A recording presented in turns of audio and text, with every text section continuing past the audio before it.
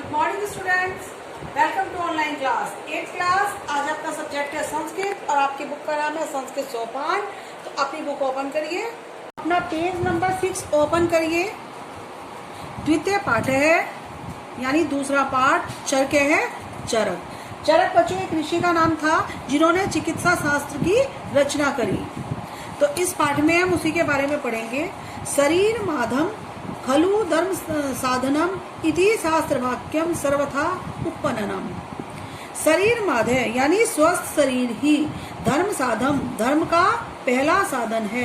इति ऐसा शास्त्र वाक्य शास्त्रों में कहा गया कथन सर्वथा हमेशा ही उपपन्नम सही है, यानी स्वस्थ शरीर ही धर्म का पहला साधन है, ऐसा शास्त्रों में कहा गया सर्वथा उचित है। स्वस्थ शरीरम बिना जीवन यात्रा केनापि प्रकारेण पूर्णा न भवितु महर्ति।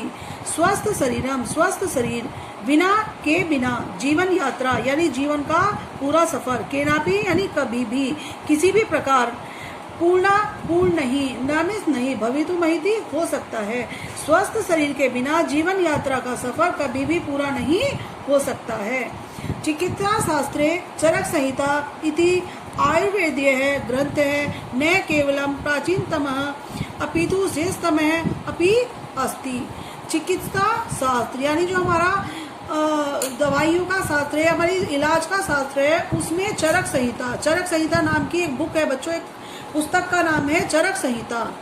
ऐसी आयुर्वेद की ग्रंथ यानी जो बुक है उसे ग्रंथ कहते हैं। न केवल प्राचीनतम जो केवल प्राचीनतम यानी सबसे पुरानी है, अपितु श्रेष्ठम अपि अस्ति बल्कि सबसे श्रेष्ठ भी है। तो चिकित्सा शास्त्र में चरक संहिता नाम की जो बुक है वो सबसे पुरानी ही नहीं सबसे श्रेष्ठ भी है।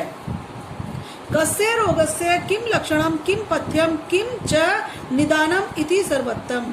कस्य मीन्स किस, रोगस्य रोग का, किम लक्षणम किम मीन्स क्या, लक्षण मीन्स लक्षण यानी किस रोग का क्या लक्षण है, किम पथ्यम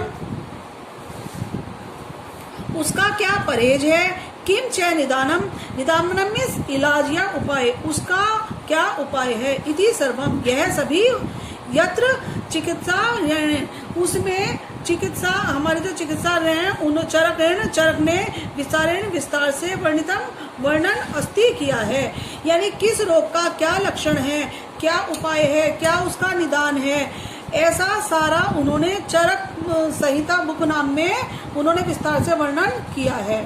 महर्षि ही चरक है कथ्यति। महर्षि यानी जो उस किताब को लिखने वाले ऋषि थे चरक कथ्यति कहते हैं। पंचभूतात्मक है हिम देह पंचम च देहस्य इंद्राणी यानी ही मीन्स यह, देह मीन्स शरीर, जो हमारा यह शरीर है पंचभूतात्मक 5 तत्वों से मिलकर बना है। च देहस्य इंद्राणी और देह में इंद्रिया 5 इंद्रियां हैं। इंद्रिय निग्रह च स्वस्थ आचरण इंद्रियों को वश में करना ही स्वस्थ आचरण होता है। अपि च वातः पित्तः कफः इति त्रय दोषाः शरीरस्य। अगर हमारे वात पित्त कफ ये तीनों दोष शरीर में पाए जाते हैं या इन तीनों का हमारे शरीर में दोष बन जाता है, प्रमाणे विस्मय जाते शरीर रोगा जयंती उसका परिणाम में होता है विषम परिणाम कि हमारा शरीर रोग जयंते हमारे शरीर में रोग उत्पन्न हो जाते हैं। एवं शरीर से दोषणाम और शरीर में दोष उत्पन्न हो जाते हैं। असंतुलित है प्रमाण है एवं रोगा है दोषणाम समतोलनम च रोगस्य उपचार है। इन असंतुलित यानी जो हमारा शरीर में असंतुलन हो जाता है उनको संतुलन में लाना ही रोग का उपचार होता है। तत्र प्रमाणम संतुलितम भवेत्। तत्र प्रमाणम संतुलितम भवेत् एतर्थम रुग्णाय औषधम दीयते। तब उस जो असंतुलन होता है उसे संतुलन में लाना ही रोग के उपचार के अनुसार औषधम दीयते संतुलन में करके रोग के अनुसार ही दवाई देते हैं। परम यदि आहार आचार विशेष संयम भवेत् तही शरीरस्य दोषणाम समतोलनम समे विद्यते। परंतु यदि आहार आचार, विषय का जो हमारा आहार और आचार है,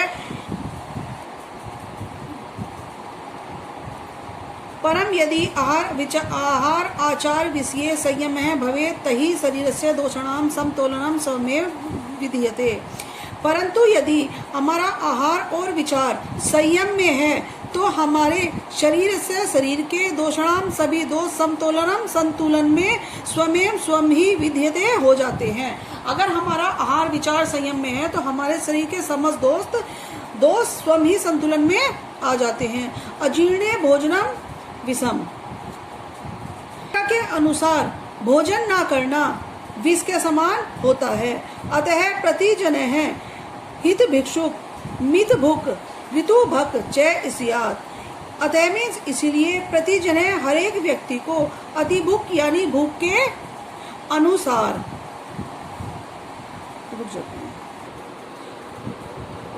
अतः प्रतिजन हित भुक मित भुक ऋतु भुक च स्यात्। अतः इसीलिए प्रतिजन हर एक व्यक्ति को हित भुक यानी उचित भोजन, मित भुक भूख के अनुसार, ऋतु भूख समय के अनुसार, च स्यात् उचित मात्रा में खाना चाहिए। मनः शरीरम च अन्योन अति आश्रितम। मन च मीन्स और शरीर एक दूसरे पर आश्रितम निर्भर करते हैं। स्वास्थ्य रक्षाए स्वास्थ्य की रक्षा के लिए न केवलम यानी केवल शुद्ध आहार, अच्छा भोजन, स्वच्छ वायु, निर्मल जलम, साफ जल, यथोचित व्यायाम, उचित व्यायाम, उपेक्षा होती है। यानी स्वस्थ शरीर के लिए शुद्ध भोजन, स्वच्छ वायु, साफ जल और उचित व्यायाम की आवश्यकता होती है। अपितु चित्तस्य शुद्धि अपि उपेक्षिता भवति। अपितु चित्त की शुद्धि भी आवश्यक होती है। अतः इसलिए सदाचार अनिवार्य संयम है च स्वास्थ्य रक्षणम। अतः सदाचार संयम तथा स्वस्थ आचरण आवश्यक है। तो बच्चों ये आपका चैप्टर है, आपको हिंदी अनुवाद कराया गया है।